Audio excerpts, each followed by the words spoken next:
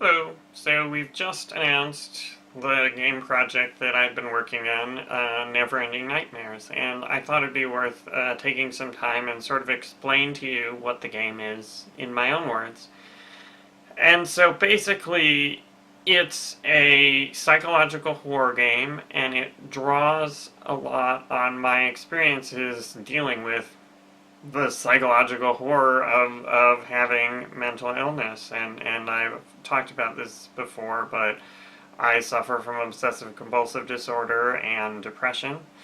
And so I've had some very difficult times, and what I am trying to do is recreate the feelings and the horror and the fear that I suffered during my darkest times, and package that up in a compelling game experience.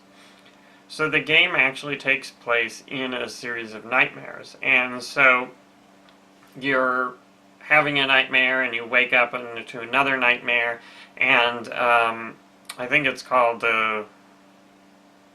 False Awakenings, and you see it sometimes in movies, but this is sort of based on nightmares I've had where I just keep waking up and it's another nightmare. But the other interesting idea that this allows us to do is create an interactive story. And storytelling in games has always been very interesting to me, but I think a lot of people approach it the wrong way. They approach it like, I want to make a movie, I'm going to put my movie as a game. And I think that's really missing out on the full potential that games allow, basically, because they're interactive. So because we're doing a game in which things are nightmares and things are constantly changing, what's true in one is not in the other, it allows us to have a lot of branching paths and different conclusions based on, similar points, because fundamentally, when you have a lot of branches and a lot of interesting, things, you usually have to all tie it back together in the story. So right now, for interactive narrative, there seems like two conventions. There's basically this straight line with little side things, and so basically, depending on your choices, something else happens.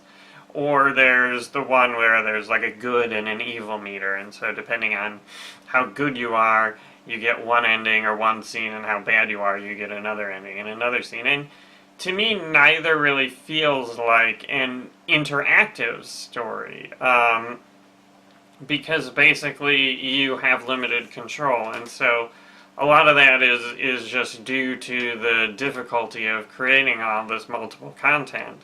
But because most of what you're experiencing in Neverending Nightmares is not real, we can allow you to basically do one thing, or we can basically have paths diverge at any point because it's all a dream or nightmare.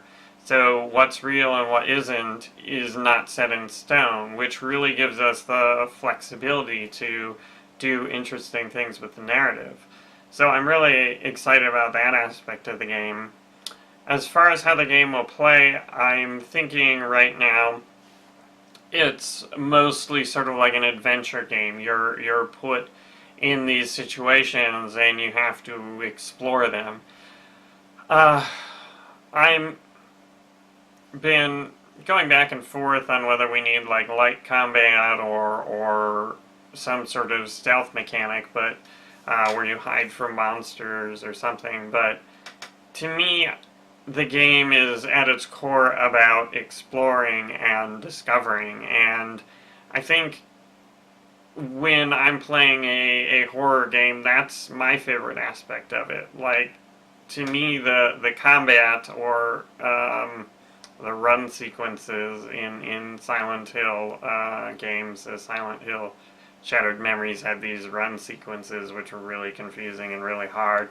Like, they took away from the best aspect of the game, which is just exploring this world and finding out what's real and what's going on, and constantly keep you guessing. So basically, for our development, we're sort of honing in on that aspect of the psychological horror genre and not making a game where you have to collect bullets or find save points, and we're really trying to streamline the game so everything is about the horror. Everything we do contributes to the horror. So I'm really excited about the game, and I hope you are as well.